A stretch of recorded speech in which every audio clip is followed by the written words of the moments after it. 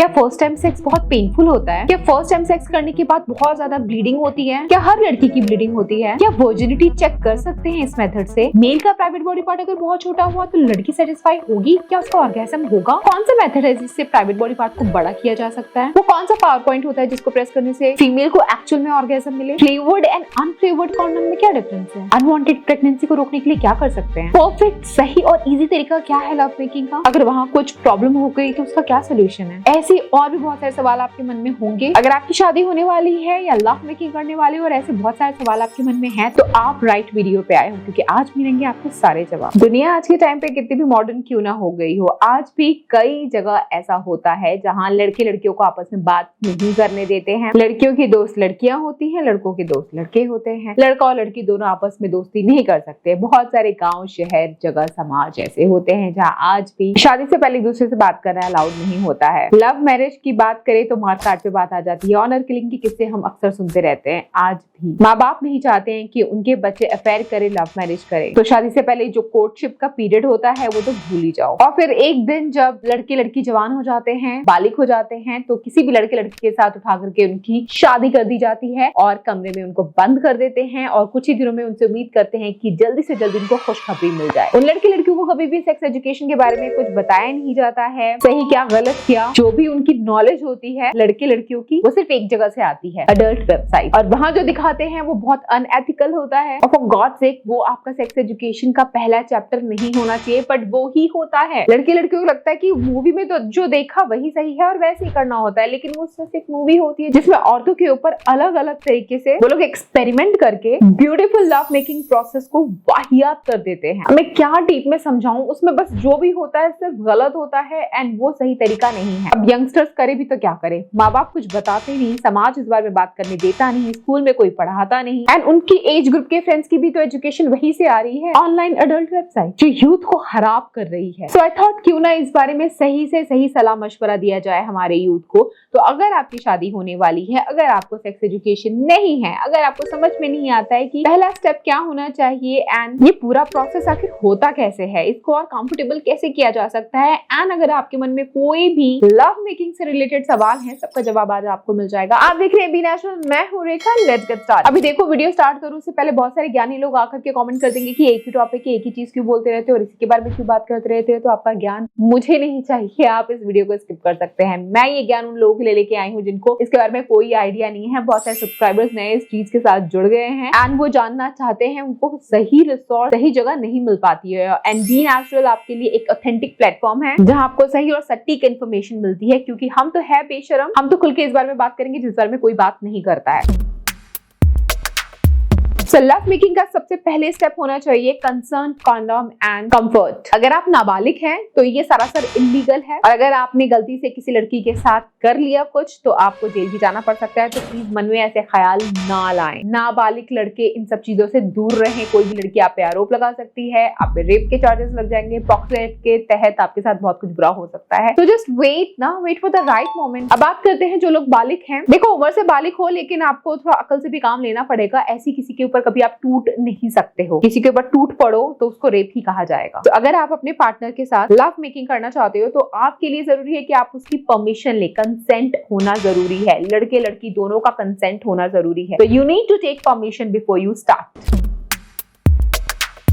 दूसरा मेन हिस्सा है कि अगर आप ये फर्स्ट टाइम कर रहे हैं तो ऑफ कोर्स आप फर्स्ट टाइम में ही प्रेग्नेंट करना या होना नहीं चाहेंगे। So think about precautions. बहुत सारे प्रिकॉशंस होते हैं जिससे आप unwanted pregnancy and sexual transmitted diseases से बच सकते हैं। सारे प्रिकॉशंस में से सबसे आसान तरीका होता है यूज कॉन्डोम। फर्क नहीं पड़ता है कि आप किस तरीके का लव मेकिंग कर रहे हैं, whether it is vaginal, anal और oral, you need to take precaution. ये आपको हर तरह की बीमारी एंड प्रेगनेंसी से बचाएगा। एंड लव मेकिंग का तीसरा हिस्सा होता है कंफर्ट। सो जो भी जगह आप चूज करें अपने फर्स्ट टाइम के लिए या किसी भी टाइम के लिए, वो जगह दोनों के लिए कंफर्टेबल होनी चाहिए। ऐसा नहीं कि आप कहीं डरते डरते गए हो, डरते डरते सब कुछ कर रहे हो, तो फिर आपका इरेक्शन भी नहीं होगा, ऑर्गेज़म भी नहीं होगा and you will not have fun. So ये तीनों चीजें चूज वाइजली। और अगर आप निरोध का इस्तेमाल कर रहे हैं प्रोटेक्शन के लिए, तो मैं आपको बता दूं, you need to keep changing it if you are changing method of love making. For example, first you started with the vaginal sex and now you want to move to the oral sex, so you need to change that निरोध, that same निरोध you can not use for the oral, क्योंकि फिर वहां के bacteria कहीं और transfer हो जाएंगे। सेम अगर आप एनल यूज करना चाहते हैं तो then again you have to change it to prevent infections. अभी हाल ही में मेरे को एक कमेंट आया था कि दीदी what is difference between flavoured and non flavoured condom, क्यों होते हैं? काम तो दोनों ही प्रिकॉशन का ही करते हैं ना। बहुत बेसिक सी चीज है, लेकिन बहुत सारे लोगों को इस बारे में पता नहीं होता है कि flavoured condoms and non flavoured दोनों अलग अलग पर्पस के लिए यूज होते हैं। जो फ्लेवर वाले होते हैं वो ऑफ कोर्स फ्लेवरिंग के लिए होते हैं, and when you need flavour when you go for the oral one, but same flavour वाला you can't use for penetrative sex whether from front और बिहाइंड, क्योंकि उसके अंदर फ्लेवर होता है। एंड फ्लेवर वाली कोई भी चीज अगर आपके प्राइवेट पार्ट में एंटर करती है तो वहां का पीएच लेवल डिसबैलेंस कर देती है, जिससे आपको बहुत सारे एलर्जी, इंफेक्शंस एंड प्रॉब्लम्स हो सकते हैं। तो use non flavoured for penetrative sex.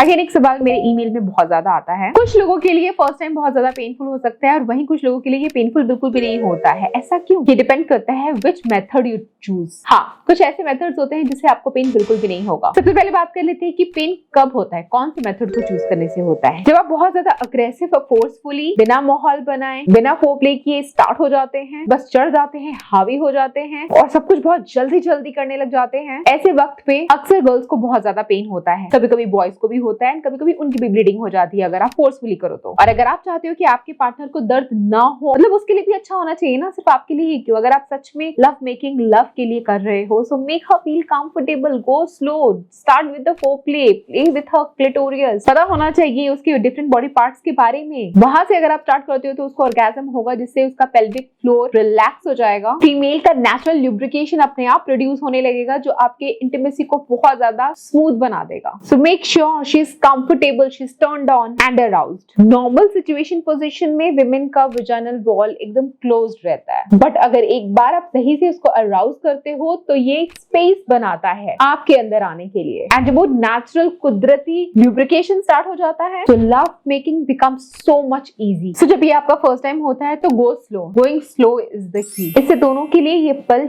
यादगार रहेगा। अब बहुत सारे लोगों के सवाल ऐसे भी आते हैं कि क्या फर्स्ट टाइम में ब्लीडिंग होती है? क्या ब्लीडिंग होना मतलब लड़की वर्जिन है और ब्लीडिंग नहीं होती तो लड़की वर्जिन नहीं होती? इस बात में कितनी सच्चाई है? और लड़की वर्जिन है या नहीं, ये जानने के लिए कौन सा टेस्ट करवा सकते हैं? वैसे सच बताऊं तो इंटरनेट पे ये टॉपिक ही गूगल करोगे तो आपको 100 तरह की अलग अलग चीजें मिल जाएंगी। कई जगह मैंने भी पढ़ा है कि दिस एंड दैट करने से पता चल जाता है लड़की वर्जिन है या नहीं, ये टेस्ट करा लो, वो टेस्ट करा लो, लेकिन ये सब अफवाह है, मिथ है। इंटरनेट पे देखो बहुत कुछ मौजूद है, ठीक है। इंटरनेट पे लिखोगे पानी के बेनिफिट्स तो पानी के बेनिफिट्स आपको मिल जाएंगे बहुत सारे। लिखोगे पानी के डिसएडवांटेजेस क्या होते हैं तो पानी के डिसएडवांटेजेस भी आपको मिल जाएंगे। वो आपका ब्रेन है कि आपको कैसे समझना है कि कौन सी इंफॉर्मेशन आपके लिए सही है, कितनी सही है। Specially related to love making बहुत सारी उलझुल बातें हैं, उन पे ट्रस्ट नहीं करना चाहिए। तो सबसे पहली बात, लड़की वर्जिन है या नहीं ये जानने के लिए आप कोई टेस्ट नहीं करा सकते। साइंटिफिक इसका कोई मेथड या एविडेंस नहीं है जिससे पता लगाया जा सके लड़की वर्जिन है या नहीं। सिमिलरली लड़के वर्जिन है या नहीं ये भी नहीं पता लगा सकता है कोई। कभी कभार ड्यूरिंग लव मेकिंग ब्लीडिंग हो जाती है, और वो सिर्फ इसलिए होती है क्योंकि वजाना के आगे एक पतली झिल्ली सी होती है जिसे हाइमन कहते हैं, एंड वो कभी कभी स्ट्रेच हो जाती है, बस उसलिए ब्लीडिंग हो जाता है। और वो ब्लीडिंग कभी भी हो सकता है अगर आप बहुत ज्यादा फिजिकल एक्टिव रहते हो,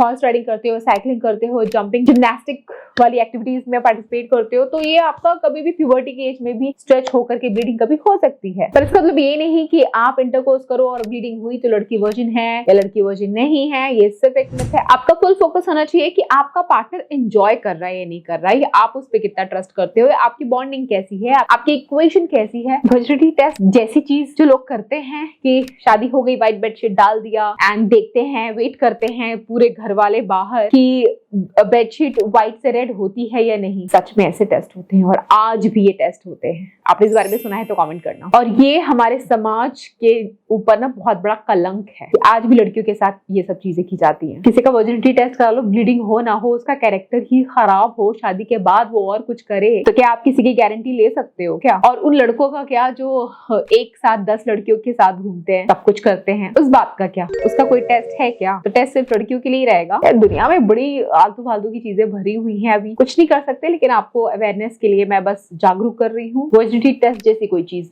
होती नहीं है, सब सिर्फ एक मिथ है। You enjoy your love making process with your partner without any burden of virginity. आपको उससे क्या लेना। इस वर्जिनिटी टेस्ट ने कई लड़कियों की जिंदगी बर्बाद की है। शादी के बाद अगर ब्लीडिंग नहीं होती है तो भाई उनको उनके घर वापस भेज देते हैं, उनको मारा पीटा जाता है, उनके कैरेक्टर पे उंगली उठाई जाती है। एंड ऐसे ये कहने कहीं सुनी बात नहीं बोली, न्यूज़पेपर में भी बकायदा ये सारी बातें आई हुई हैं। अब ये सब चीजें रिपोर्ट होती नहीं ना पुलिस स्टेशन में, हर कोई नहीं बताता है, लेकिन है ये। बट हम और आप मिलकर के अवेयरनेस फैला करके इन सारे मिथ को दूर भगा सकते हैं। तो do share and like this video and subscribe this channel for such informative videos. देखो, समाज ने जीना मुश्किल सिर्फ लड़कियों का नहीं कर रखा, लड़कों का भी कर रखा है। लड़कों के भी मन में बहुत सारे सवाल होते हैं कि क्या साइज मैटर करता है। अगर कभी किसी लड़के का साइज छोटा रह गया तो वो हमेशा अपने आप को कोसता रहता है, अपनी मर्दानगी के ऊपर शक करता रहता है कि मैं उसको सेटिस्फाई कर पाऊंगा या नहीं, मेरा छोटा है तो कैसे इंटीमेट हो पाऊंगा, मैं क्या करूंगा, how I make her happy. ऐसे कई सवाल उनके मन में घूमते रहते हैं एंड शर्म लज्जा के मारे वो डॉक्टर से जाकर के कंसल्ट भी नहीं करते हैं एंड ऊल जलूल की चीजें, स्प्रे मार लिया, दवाई लगा लिया, ये सब फालतू की चीजें करके जो भी रहा सहा रहता है ना उसको भी डैमेज कर देते हैं। सीरियस इंजरीज वगैरह हो जाती हैं। मार्केट में सच में ऐसे ऐसे स्प्रेज मौजूद है जो क्लेम करता है ये तुम स्प्रे कर लो एंड साइज बड़ा हो जाएगा। किसी भी तेल, क्रीम, स्प्रे से आपके इंटीमेट बॉडी पार्ट का साइज बड़ा नहीं हो सकता है कभी भी। एंड क्यों बड़ा करना है? आपको क्यों लगता है कि सच्ची सच्ची बताओ, do you feel the intensity of your pleasure depends on the size of his organ? अगर आपको ऐसा लगता है तो आप सरासर गलत हैं। ओनली अबाउट 4 सेंटीमीटर जो एक्सटर्नल में 1/3 हिस्सा है आपकी वजाइनल कैनाल का, that contains sensory nerve for arousal and orgasm. सिर्फ 1/3 हिस्से तक ही आपको पता चल पाता है कि कुछ हो रहा है। उसके पीछे का जितना भी लेंथ आपकी वजाइना का क्यों ना रहा हो उसमें आपको कुछ नहीं पता चलता है। तो why you want to waste time trying to stimulate the internal 2/3 of vaginal canal, जहां कोई रिस्पॉन्स आपको मिलने ही वाला नहीं है। समझ रहे हो? कैनाल अगर इतनी है तो उसका सिर्फ 1/3 हिस्से पे ही स्टिमुलेशन होता है आपको। तो मेल के प्राइवेट बॉडी पार्ट का लेंथ कितना भी बड़ा या छोटा हो उससे आपको कोई फर्क नहीं पड़ेगा। इनफैक्ट अगर वो ज्यादा बड़ा हो तो it may hurt you, but small होने से प्लेजर में कोई फर्क नहीं पड़ता है। और ये बात बहुत सारे पुरुषों को नहीं पता, इसके लिए वो परेशान रहते हैं, गलत चीज का इस्तेमाल करते हैं। इसीलिए कहती हूँ इंडिया में सेक्स एजुकेशन कंपल्सरी होना ही चाहिए। एंड सिर्फ ये मेथड एंड प्रोसेस के बारे में नहीं होता है। Sex education is all about to know your body boundary. अगर आपको छोटे बच्चों को इसके बारे में बताना है तो आपको शुरुआत करनी पड़ेगी उनको डिफरेंट बॉडी पार्ट्स के बारे में अवेयरनेस देने की। ये छिछी, शेम शेम, नुन्नू ऐसे वर्ड्स ना दे करके जो पर्टिकुलर बॉडी पार्ट्स के नाम है वो नाम आप उनको दे, बताएं कि ये क्या है एंड ये आपके प्राइवेट बॉडी पार्ट्स है एंड इसको कोई और टच नहीं करे। एंड अगर कोई टच करे तो यू शुड से नो। बच्चों को बॉडी बाउंड्रीज के बारे में तो बचपन से बताना चाहिए। एंड जब वो प्यूबर्टी की एज हिट करते हैं तो स्लोली ग्रेजुअली वो इन्फॉर्मेशन यहाँ वहां से गैदर कर लेते हैं जो कि रॉन्ग होती है। तो इंस्टेड बच्चे यहाँ वहां से इन्फॉर्मेशन गैदर करे, पेरेंट्स को ही उनको इस बारे में बताना पड़ेगा, समझाना पड़ेगा अपने तरीके से। वैसे इस टॉपिक से रिलेटेड मैं बहुत सारी वीडियोस ऑलरेडी बना चुकी हूँ, तो आप please watch them. Her video में कुछ नया आपको सीखने को मिलेगा। और अब कब तक शर्माओगे? शर्म के चक्कर में इतने सारे रेप कांड हो चुके हैं हमारी कंट्री में। एक तरफ इन सब चीजों के बारे में बात नहीं करते हैं, दूसरी तरफ उन्हीं नजरों से औरतों को टाल डालते हैं यार बुरी तरीके से। So let's bring awareness and let's spread this video. यहाँ तक वीडियो देखिए तो thank you so much. If you want to watch my family vlogs, so do watch Mr. and Mrs. Prince. Thanks for watching. I'll catch you again. Till then, bye guys.